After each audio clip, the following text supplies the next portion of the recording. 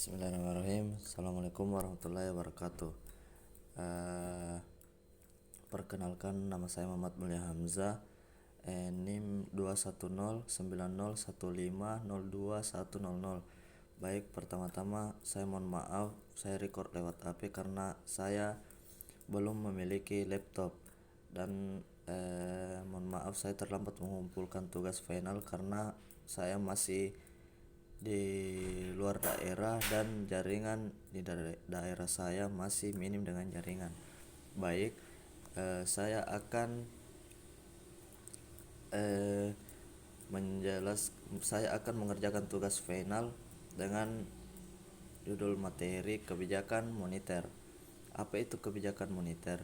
Kebijakan moneter merupakan kebijakan otoritas moneter atau bank sentral dalam bentuk pengendalian besaran moneter untuk mencapai perkembangan kegiatan perekonomian yang diinginkan. Bagian dari ekonomi makro ke siklus ekonomi. Yang pertama siklus ekonomi, yang kedua sifat perekonomian suatu negara tertutup atau terbuka. Yang ketiga, faktor-faktor ekonomi fundamental lainnya. Selanjutnya, kebijakan moneter dan siklus kegiatan ekonomi. Kegiatan perekonomian negara tidak stabil mengalami pasang surut. Ada dua, yaitu kebijakan ekonomi kontraktif, kebijakan moneter. Ke ekspansif adalah kebijakan moneter yang ditujukan untuk mendorong kegiatan ekonomi yang antara lain dilakukan melalui peningkatan jumlah uang beredar. Yang kedua, kebijakan ekonomi ekspansif, kebijakan moneter. Ke kontraktif adalah kebijakan moneter yang ditujukan untuk memperlambat kegiatan ekonomi yang antara lain dilakukan melalui penurunan jumlah uang beredar. Selanjutnya, kebijakan moneter dan kebijakan ekonomi makro lainnya.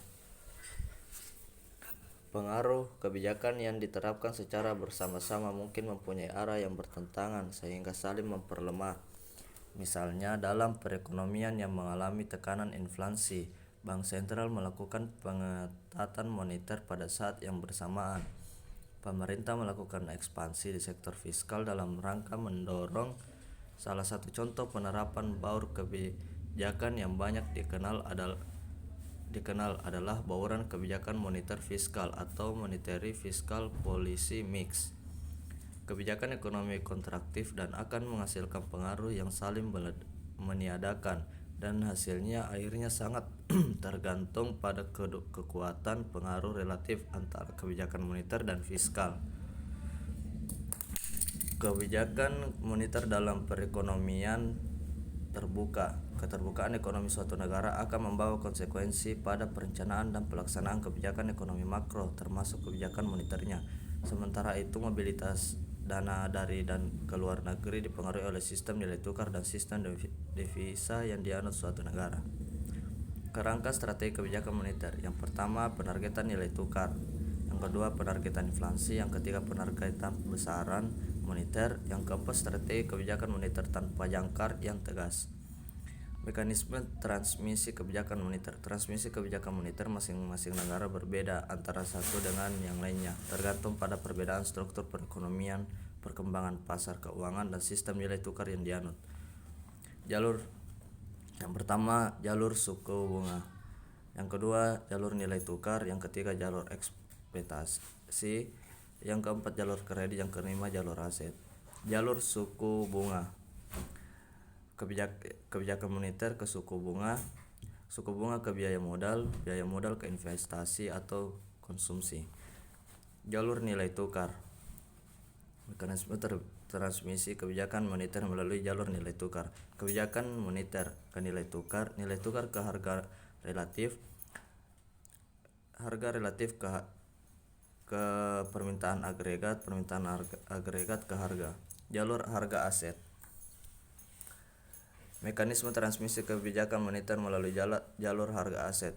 Kebijakan moneter ke suku bunga ke harga aset ke investasi atau konsumsi.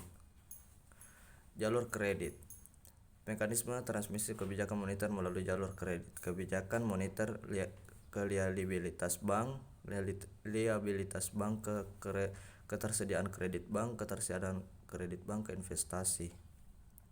suku bunga atau harga saham, ke nilai bersih perusahaan, ke pemberian kredit bank ke investasi. Jalur ekspektasi, mekanisme transmisi kebijakan moneter melalui jalur ekspektasi. Kebijakan moneter ke ekspektasi inflasi atau kegiatan ekonomi, keputusan ke, ke, keputusan investasi atau konsumsi. Terima kasih. Mungkin hanya itu yang dapat saya jelaskan. Lebih dan kurangnya mohon dimaafkan. Assalamualaikum warahmatullahi wabarakatuh.